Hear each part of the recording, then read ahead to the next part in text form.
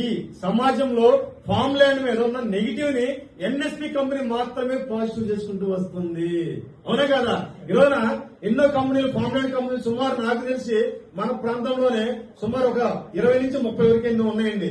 ఎవరైనా సరే అరే నేను భవిష్యత్తులో ఎరచనం కొనాలని లైసెన్స్ కోసం ట్రై చేశాడా? ఎవరన్నా చేయలా.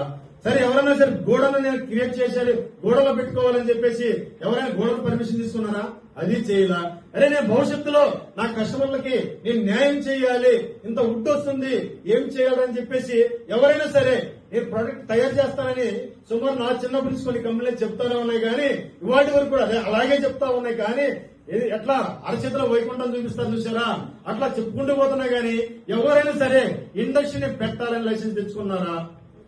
ఎవరు తెచ్చుకున్నాం? మరి ఇప్పుడు భారతదేశంలో ఎర్రచందనం కొనేటోడు లేడు అన్నప్పుడు ఎన్ఎస్పి కొంటుంది అని భారతదేశంలో దశ మార్చగలిగిన కంపెనీ నంగసాయి ప్రాజెక్ట్ అండి.